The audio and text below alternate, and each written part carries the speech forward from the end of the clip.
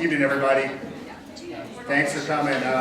My name is Alan Townsend. I have the honor, honestly, of serving as the Dean of the Franke College of Forestry and Conservation at UM. And we're going to do a tag team intro of tonight's speaker. I'm going to kick it over for a moment to the person, to Steve, who will actually introduce Anne. Really thrilled that she's going to do this. I wanted to just give you a little bit of context in case you're new to this, and the series itself is new, on what brings us together here tonight. The Ehlers Koch lecture series now, this is just the second one. Our inaugural one was last year, and it was set up and endowed by Ehlers' grandson, Peter. And both of them pretty remarkable guys. It's hard to be in Missoula long and not have some sense of, honestly, both of them. Ehlers Koch is a very well-known contributor to forestry, to conservation, but was an extraordinarily well-rounded guy, a writer, some of an artist himself. And then Peter Koch, who now has lived in the Bay Area for years, but was here in Missoula for a formative period of time, is a master printer, someone who is internationally well known for what he's done with books, with printing, and with really bringing books forward as works of art. And so Peter came to us and wanted to set up this series. And so you might wonder, well, Ehlers was a forester and conservationist. Why tonight in the second one of our series are we having a presentation from an artist?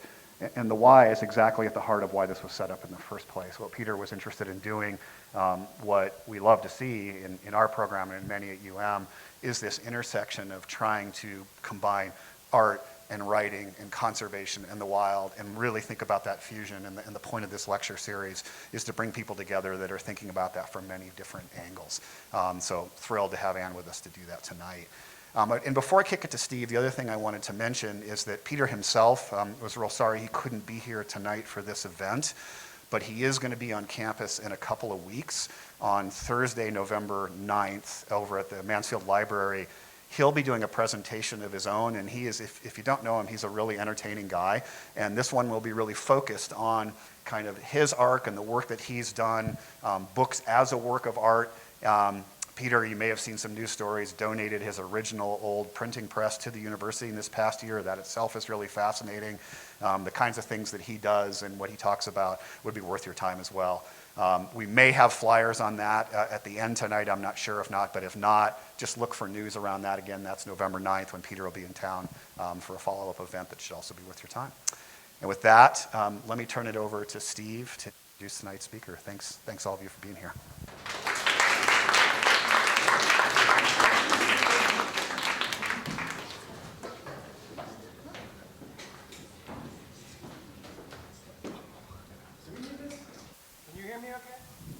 Better? Okay. Sorry. My name is Steve Krutek. I am an instructor in the School of Visual and Media Arts, and I am here to introduce Anne.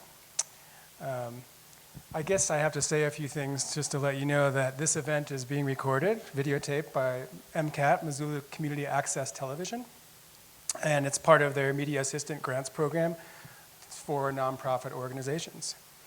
I also want to send out a few thanks. I would like to thank Ron Shaw, I believe I'm pronouncing your name correctly, for videotaping this lecture on such a short notice.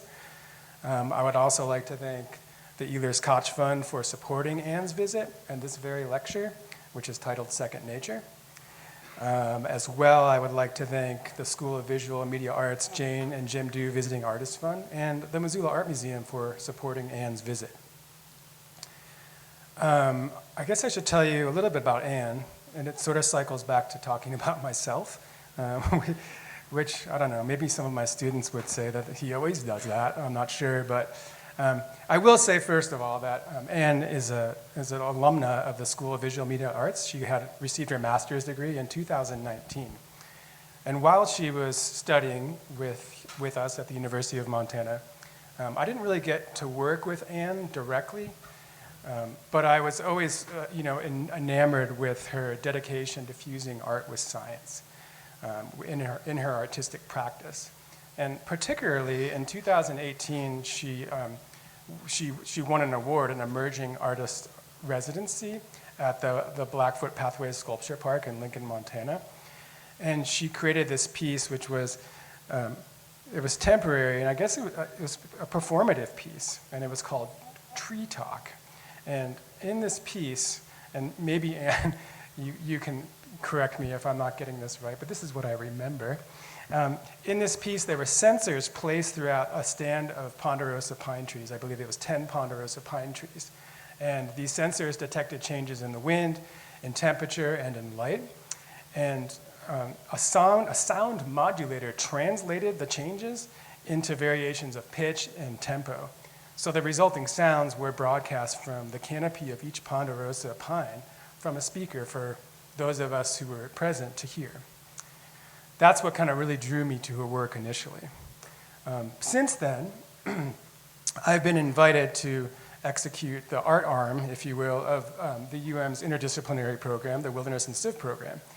And I've been teaching a course titled Environmental Drawing, which is really a survey of the progenitors of earth and land art and that movement, as well as contemporary artists who work in that movement. And really those artists are typically making work about the land or the landscape, or they're creating work that goes onto the landscape, or sometimes they're creating work with the land or with the landscape. And to me, Anne's artistic practice and its output is perfectly aligned with my course's content, which is the main reason why I'm excited that she's here. Anne is currently an assistant professor of art and the painting area coordinator at the Metropolitan State University in Denver. She will also be studying her own bio-art course there. She was awarded a Fulbright fellowship at the National Resources Institute, Finland, and she was working with restorationists to make collaborative art science work about former peat extraction sites outside of Oulu, and this was in 2019 and 2020. Anne is a Friends of Fulbright Finland alumni, and she was awarded, a Friends of Fulbright Finland alumni award allowed Anne and these restorationists that she was working with to continue with this project with a composer Hanna Seelin, and the Turirwa chamber choir. And this resulted in a performance tracking 160 years of peatland data at the New Music October Festival in Oulu, Finland. And that was just over 2 weeks ago. Anne's ongoing research with HAB, the High Altitude Bioprospecting Working Group, began in fall 2019 at Field Notes, a residency of Finland's BioArt Society at Kilpisjärvi Biological Station in subarctic Lapland. Here, Anne commenced work with artists, biologists, and programmers to detect high-altitude microbes using a helicite. The resulting work with the HAB working group has been shown in the UK, Finland, Italy, and will now be in Missoula from this Tuesday, October 25th, through November 15th. The opening reception for this art exhibition, which is also titled Second Nature, will be held from 5 to 7 this Thursday at UM's University Center Gallery, which is on the second floor of the University Center.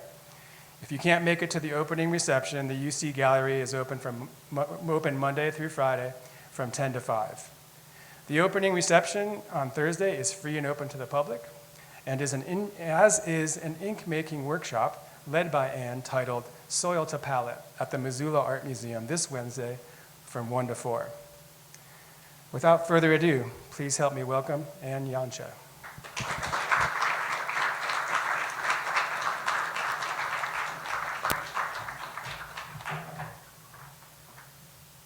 Let's see. There's a slight problem with a student. Okay, perfect. There's not a problem at all. Amazing. Thank you all so much for taking the time out on your Monday night to hear me talk about art science. That's what I call what I do. I also call it bio-art. And I hope that by translating the physiology of some of our plant neighbors and also some of what's happening ecologically into a gallery space or into sound or something we can experience in a sensory way, we can kind of connect with these other species, our non-human neighbors, a little bit more deeply. So here's what I'm thinking. I think I will talk for about 30 or 40 minutes. I'll tell you first about the work that led up to the show that's in the gallery now about peat. And then I'll get to what's happening with this helium-filled kite balloon, or helikite. And then, oh, maybe I should hold this. Can you hear me okay? This will be better. How about that? Okay, sorry.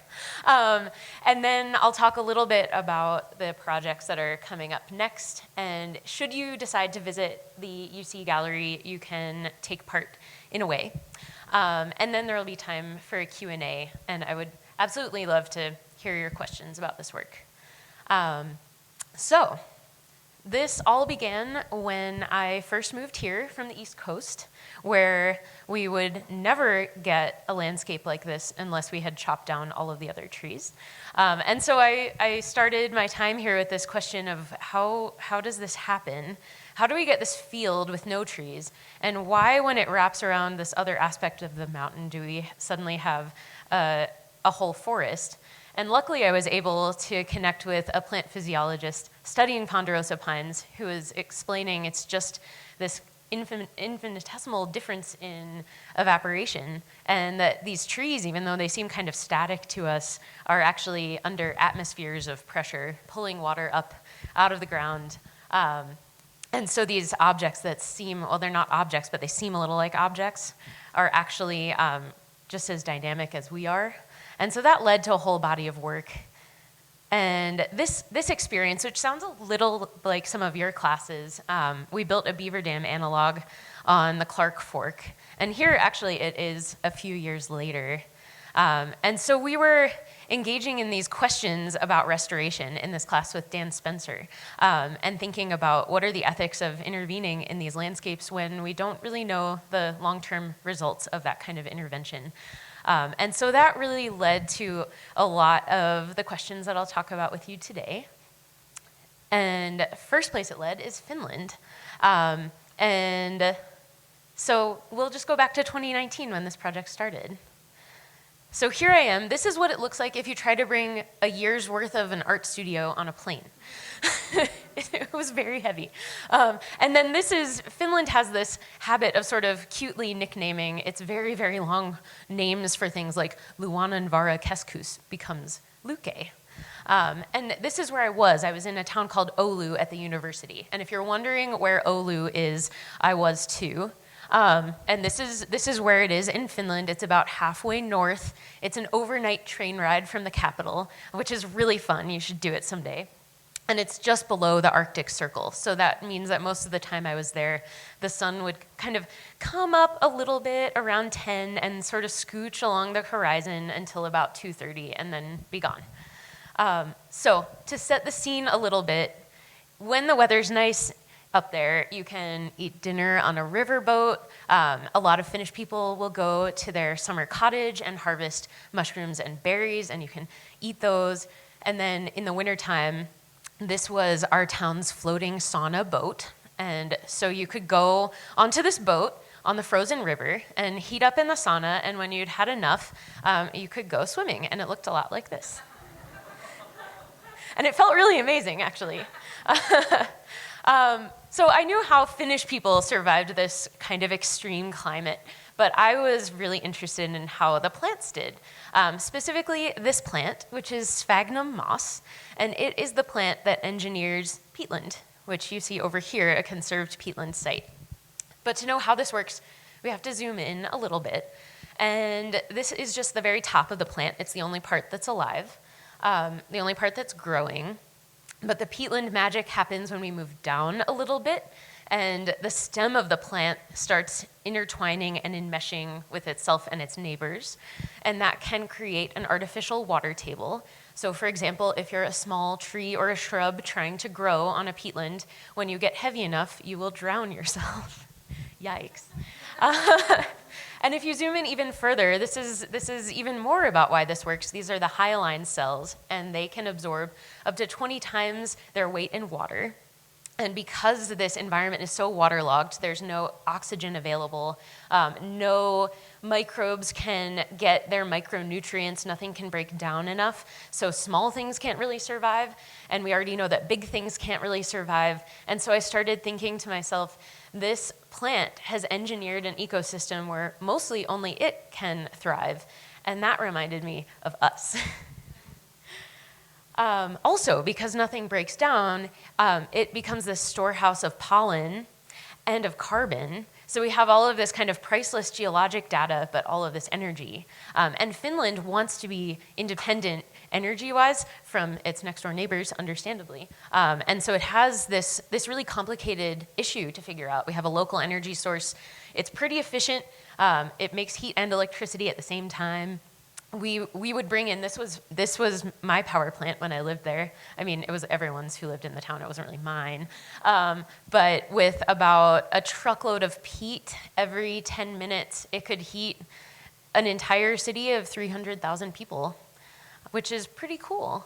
But the bad thing is, once the peat is removed, we have this sort of scarred landscape, a wet, acidic desert. And if you zoom out, like we were able to on the day we had a drone at work, you can see even more this sort of scraped, completely changed landscape.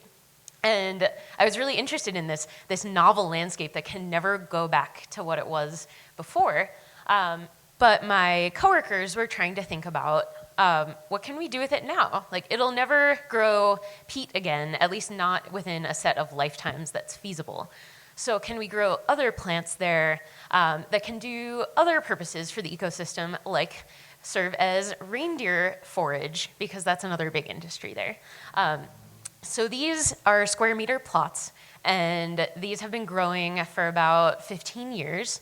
And here I am. I thought fieldwork of counting plant seedlings would be pretty easy because I've known how to count for a long time, but it was really hard. So people out there who do fieldwork, that's a challenge.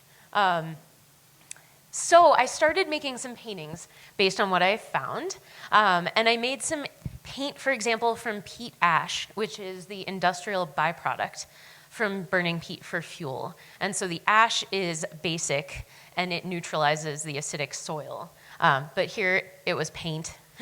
And then I made some inks and dyes from plants that grow in a novel ecosystem that never would have survived, the sphagnum ecosystem. Here's some of those paintings. Here's my desk covered in plants and bog water. These paintings were shown at the Art E Biennale, which was called Knowledge of the Earth. That was the theme. And then I started working on this graphic score piece. Because when you're embedded in a science institution, you get to use cool tools like a hyperspectral camera. And you at University of Montana, I believe, also have a hyperspectral camera somewhere in the biology department. But this is really cool because a regular camera gives us a nice two-dimensional image of pixels. But with a hyperspectral camera, we get what we call a data cube. So for every pixel we can see, and this is just the range that we're able to see with the naked eye, we also get all of this other information about cell health, water content, tons of stuff. So here's one of our soil core samples, and here it is in the program that for some reason was half in English and half in Finnish, so that was a weird challenge.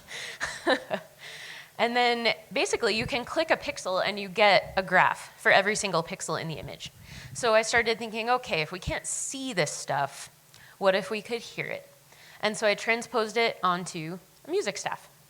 And I took this to a choir director in Finland, and he was like, it's interesting, but I can't figure out how we could possibly have 50 people deal with this really weird thing you made.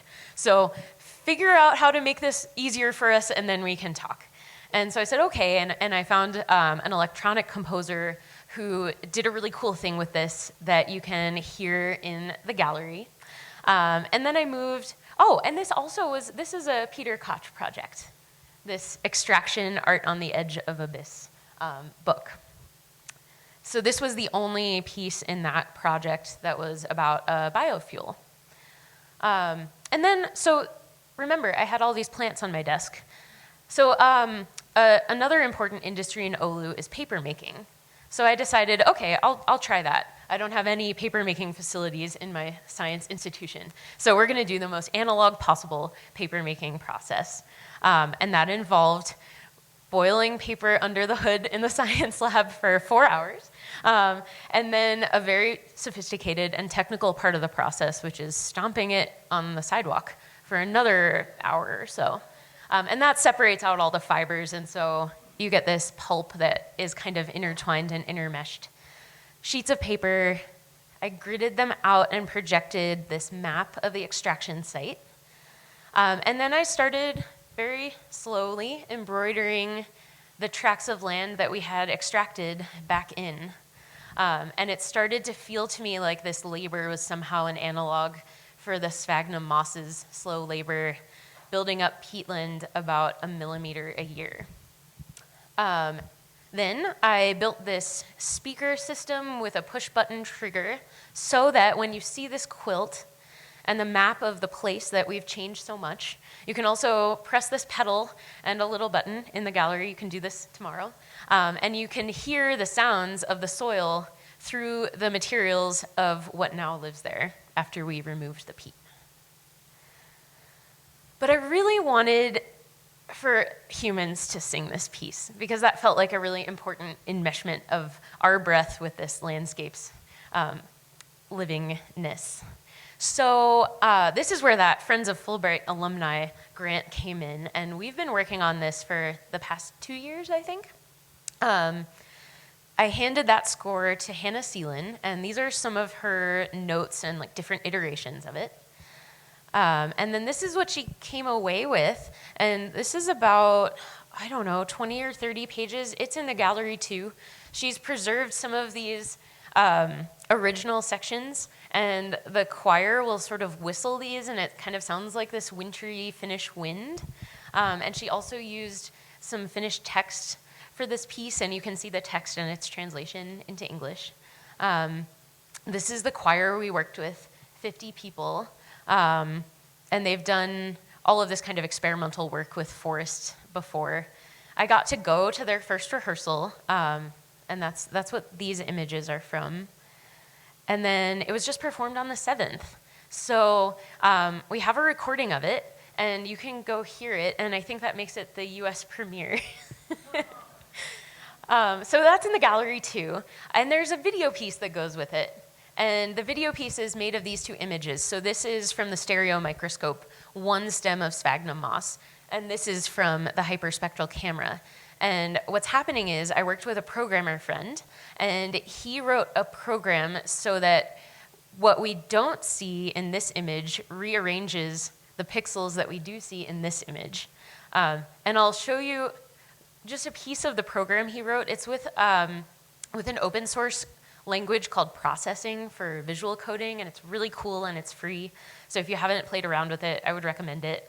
And this is sort of what it looks like at the end.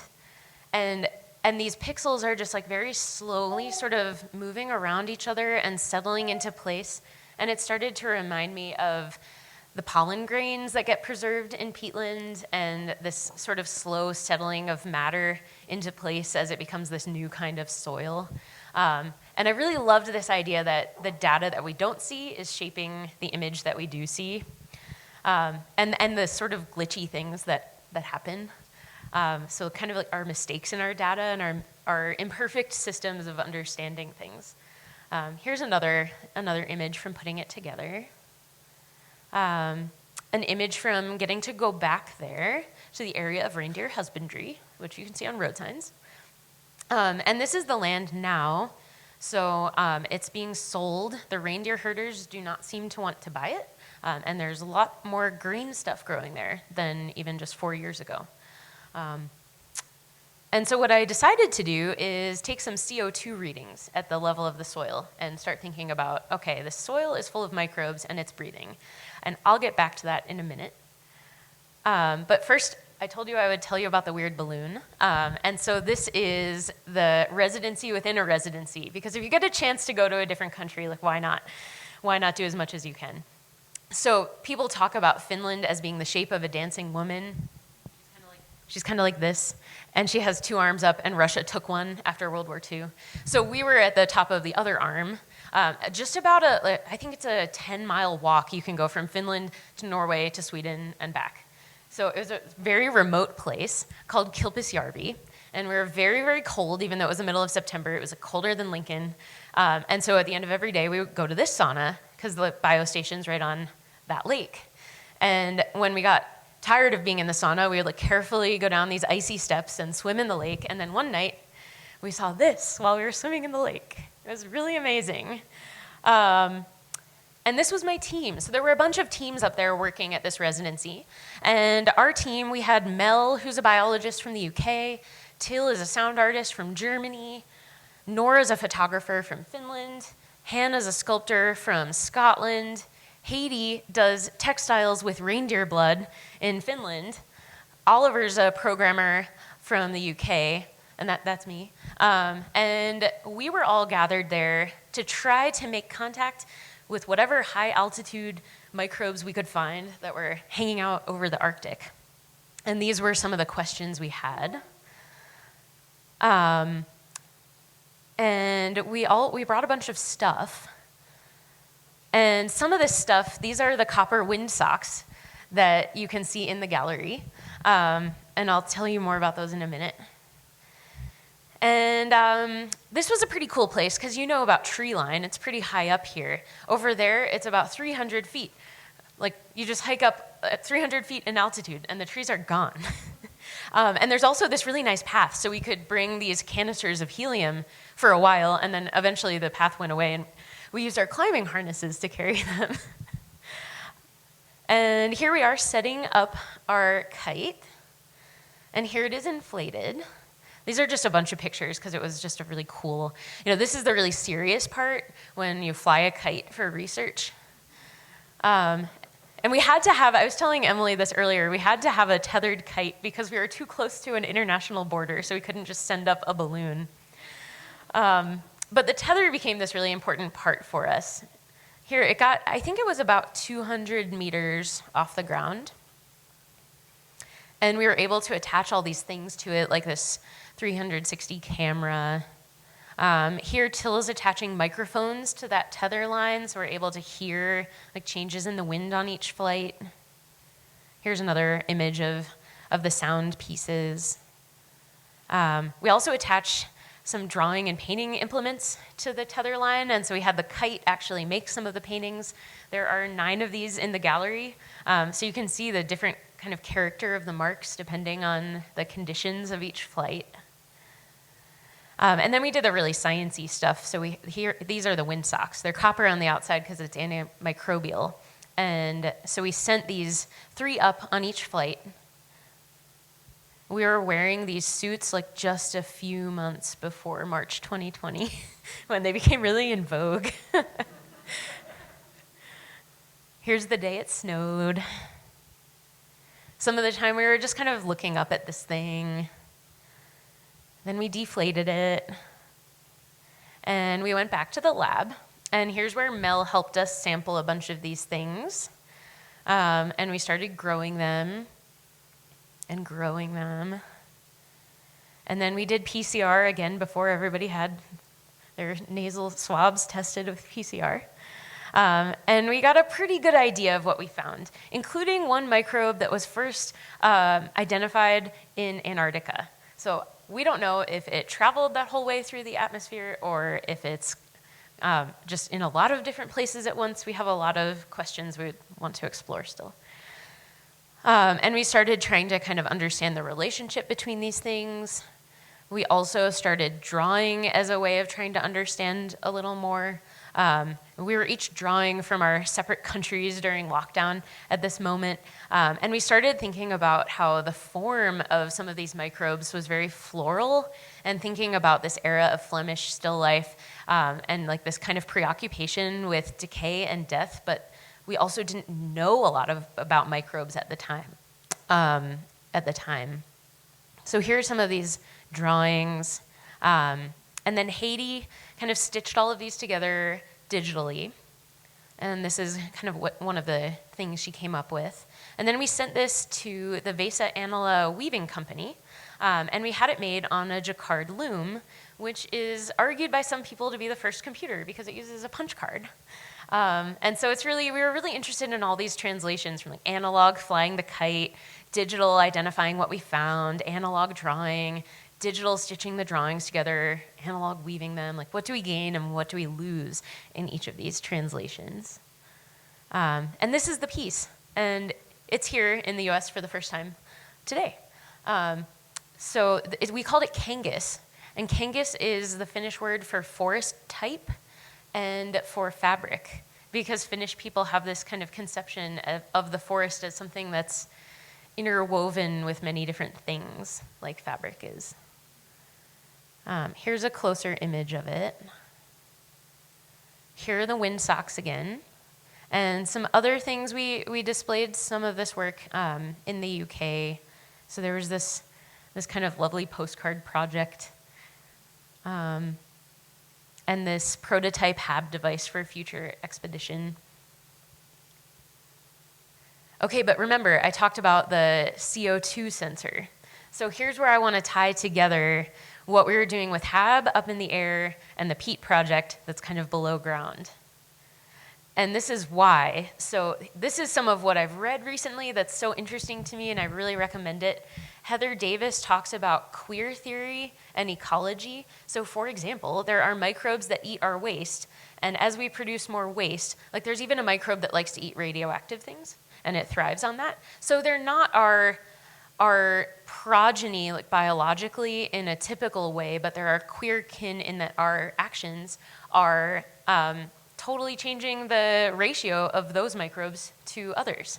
And then vibrant matter is talking about like what are the rights of non-human living beings, and what are the rights of non-living matter, and what are we going in and doing to these things that also exist and maybe should have a say. And then this last piece by Timothy Morton is talking about how engaging with any artwork is having a conversation with a non-human thing, which I really love. And here are two of the sensors that I want to use next. So the LICOR sensor can pick up on an individual leaf's respiration while it's still alive. And then there are also these tower sensors that can pick up on respiration of a whole area of land. So we've got the micro, the macro. We have some peatland here. Well, not here exactly, but some high altitude peatland.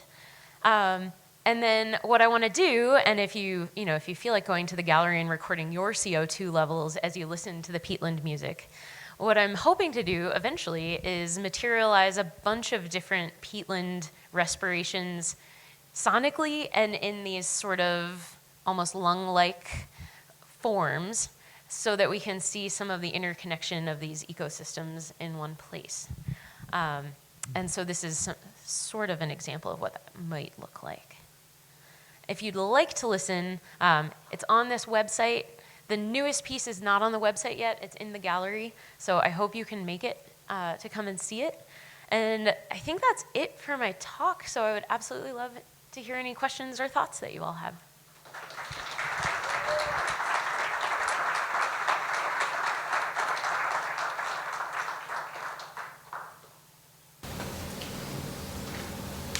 Is there a plan to transition away from peat? I think so. Power plant? Oh, you mean for Finland, not for me. Yeah, they have been working on it. And it's gotten a little bit harder because of Russia. But they are working on that. And then they've built that plant is a new one that uses part wood chips. So they're always kind of experimenting with more efficient ways of doing things. Yeah.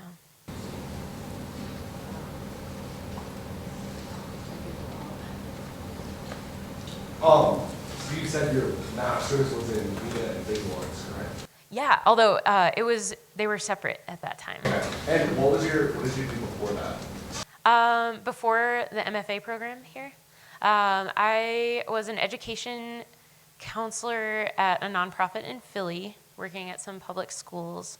I taught high school for a while in Jacksonville, Florida, at the high school where Leonard Skinner was formed. That was just renamed. It used to be Robert E. Lee High School until about 2 years ago. And I did some murals with this great organization called Creative Vision Factory in Wilmington, Delaware, which is where I grew up. And that is a studio space that is funded by the State Department of Mental Health. And it is like a place for artists who are in reentry from prison or dealing with any kind of mental health disorder.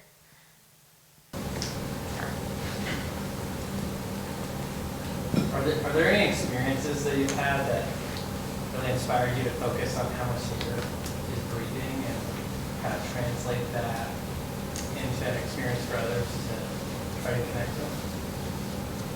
Or Yeah, I feel like there are a lot. I mean, it all began here with the trees moving so much stuff at one time. And then I'm now part of this group called Eco Art Space, and it's this international group of artists.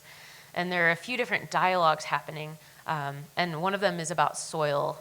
And so we've been able to work with some soil scientists, and one is an artist and a scientist, and she works part of the time in Kansas and part of the time in Oman. And we've been able to bury some fabric at different sites where we live internationally, and also sequence the soil at those sites. And so we're looking at like what lives there and what is it doing to the fabric, and can we bring all of this data together? And we're going to do that at this Centennial Soil Science Conference in Florence in May. Yeah. I just want to say what a fantastic presentation. Your energy, your creativity, your humor is just super inspiring. And I have a question about, it seems like you use art as a form of science to understand processes in nature. Given you've probably bumped up against other scientists, I'm wondering if you have a view of some of these processes that could inform more traditional scientists, or something that you feel like you've discovered that isn't commonly understood in these systems? Oh, that's a really good question. I want to think about that longer, but I feel like living here, because like I think everyone in here lives here, it seems like the land is so, it kind of like demands that you look at it. I think that's what I was saying to you earlier. And not every place is like that. So I think there's something like eloquent about landscape that maybe it's easy to not see in a chart or a graph.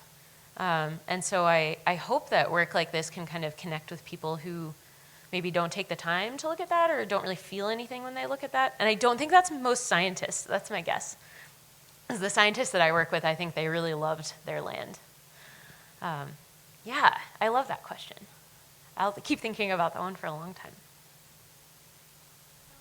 Take off on Yuki's idea too. I just sort of wonder, working with traditional scientists, because the science involved in your PCR sequencing and your microbiome data, a lot of those scientists are not into the visual arts and translating their science into music, and yet that's the way I think you connect the science to a broader audience. So what kind of reception have you had, both on the plus side and the minus side, in working with those more traditional scientists as an artist? That's a good question. I feel like I've been very lucky to work with people who are excited to experiment. And actually, like a lot of the traditional scientists, like the person who did that PCR work, also like quilted a bunch of microbe pieces. And Oily Tarvainen, she was my research host in Finland. Like she does a bunch of natural dyeing. So maybe it's not luck. Maybe these are people who were excited to work with artists and kind of push the boundaries of the fields. Yeah. I'm also really interested in like I think there are so many things that maybe the not scientist assumes are correct about data, and then maybe there are so many decisions that we make about how to collect data and how to present it that are subjective. And so all of the layers of making meaning and the sort of slides into subjectivity there are really interesting to me as well. What are you working on now? Well, we have that soil quilt project. So that's what I really need to buckle down and work on, because that's in May. And I don't know. I'm thinking maybe some of our spring bioart students can get involved in that. And then there's going to be this CO2 piece. We just finished the choral piece and the programmed video. So yeah, those are the big ones. I feel like there are more, and I'm forgetting. I have a list on my bulletin board in my office. Where will the May appear? That'll be in Florence, Italy. Yeah. I know, it's really lucky. Yeah. If you work really hard at a very tough faculty job for a few years and then you get a different one, they might have startup funding. Which is who I should thank for helping ship the work here, too. Yeah. I'm kind of curious, like, how did you find the direction you wanted to go? I really liked hearing that, like, you did something completely different. Oh, yeah. It's like, how did you find kind of the niche that got you where? It's a really weird story. So that class where we built the beaver dam analogs was, maybe you've taken it, I don't know. It's a grad class in environmental, I forget what. It was restoration ethics. Do you know? Environmental studies? Environmental studies, Seamus Land teaches. Okay, because he retired, yeah. So Dan introduced me to my research hosts in Finland because they were in the Society for Ecological Restoration together.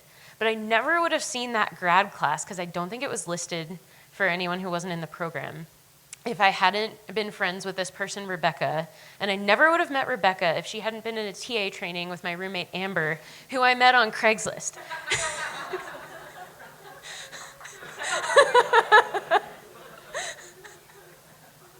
And the people in Finland, they've been a research team for decades, and they had work on like moths and different types of trees and like all of these different topics.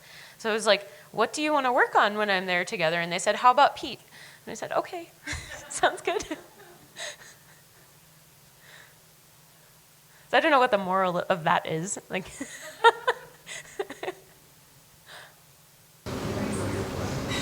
Well, along those lines, your work is so collaborative, obviously. Have you always kind of been a collaborative artist? And is it, there's so many positive sides that we've obviously seen. Have you experienced other sides to collaborative? Oh, yeah. Well, there are a lot of no's, or like actually a lot of people who, like I will usually say like, oh, would you want to work on something someday? To a lot of people, and like 90% of them will be like, oh yeah, maybe. So then the people who do, you're like, okay, let's really do this.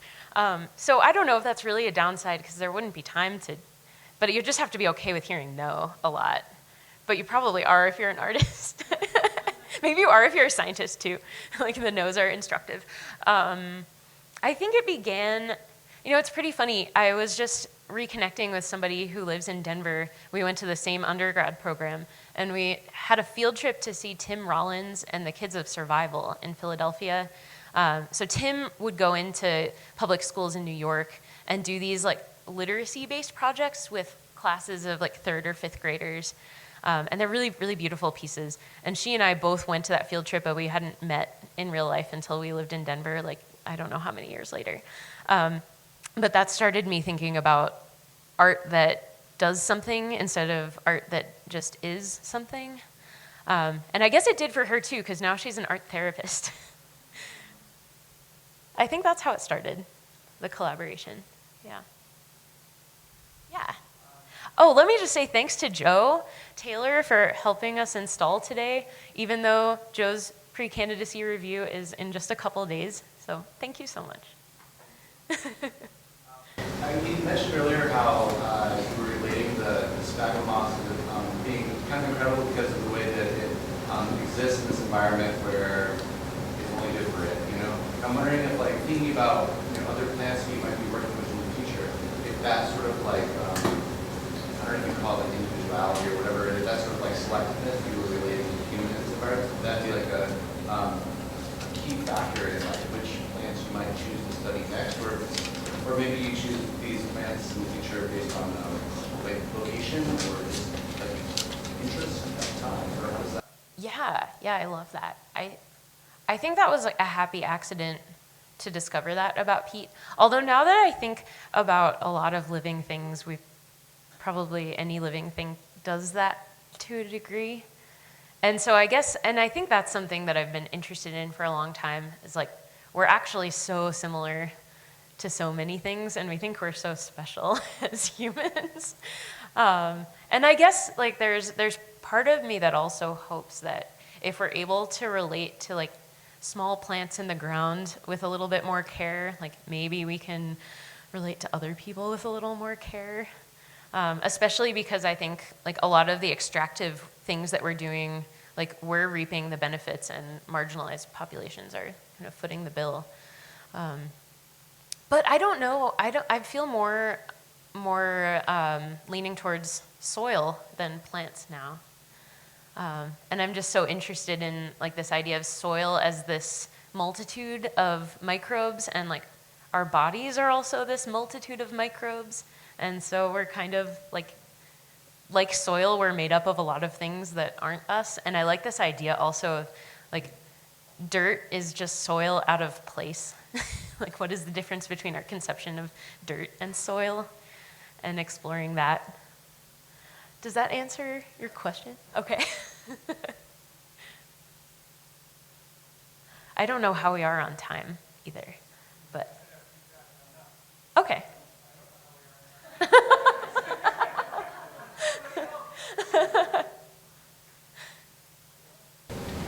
We've got about 7 minutes. Okay. You talked about how like going from analog to digital technology and through these like different mediums, kind of translating what you're seeing scientifically to music and whatnot. Do you think through those translations, the information or the language becomes like clearer, or does it become more muddled? I think both. I think different ways. And this all started, and this thing is probably on campus somewhere still, with a weird gadget I found called a MIDI sprout. And it has like the pads that you would use for an EKG. You can put those on actually any living thing, but I think it has in mind that you more use it for plants. So, and it measures, it's a galvanometer sensor, so it measures changes in electromagnetic energy. And it translates those into a MIDI signal. And I was like, oh great, I'll get to hear the data. But there's actually no way to hear MIDI data objectively. Like you're always deciding, oh, I guess I'll hear it as a piano. Or like, oh, I'll just like change it and this plant will now be drums. Or like, this will be like a stringed orchestra and very smooth, or like kind of menacing. And so I was just really interested in this idea that to actualize data, like we're making decisions about it. And there's a great artist in Texas named Courtney Sterrett who calls what she does data materialization, because she'll do that process of somehow sharing it in a sensory way, but she'll also choose materials that are eloquent and like talk about the topic too. So check her out if you are interested in that. Yeah. So being that you've done things like digitally and visually, but also with like different audio and stuff like that, and then now you said that you're focusing on this quilt project to get through, is there a certain work that you like gravitate towards now that you've kind of had all these different expressions for the stuff that you offer? That's such a good question, because it used to be painting, and now I teach painting classes. But I don't know, it kind of feels like every new project is a chance to try some new method also, and that feels kind of nourishing in a way. I feel like there's a part of each process that's like a lot of learning of the new method and like testing out different ideas, and there's a lot of failure. And then there's a part of the process that's just like production for a lot, like especially for the quilty, embroidery, fabric-y stuff. It's like so laborious. It's like quilting paper. Like you can't use a sewing machine, so you're just listening to audiobook after audiobook, you know? But that's so interesting, because the first part you have to really have your mind on, and then the second part you can kind of mindlessly do it. And I feel like that maybe science people, you have similar things too in your processes.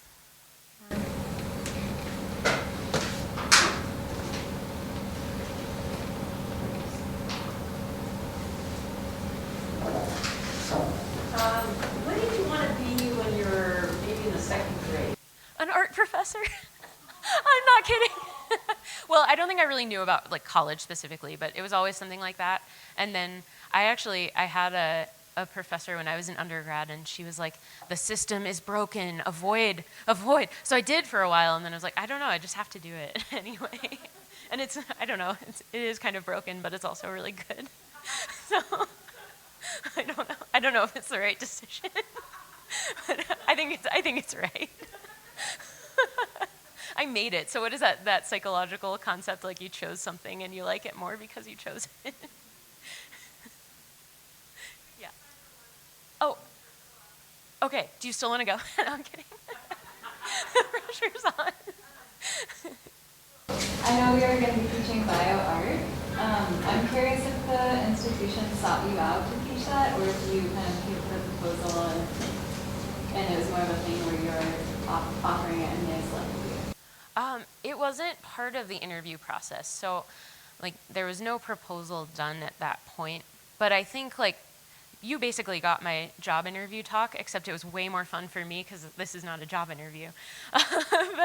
But I think they could see that kind of thing could be a possibility. And the person who retired, whose position I'm in now, was much more conventional in style. So I think they wanted to change. But I'm really grateful. Like I met a few of my fellow faculty members at this conference that I was telling you about called Fem Meeting, Women in Art, Science, and Technology. And we kind of hit it off, and one of them wanted to develop this class together. So we just went for it. I think that's it. Thank you all so much.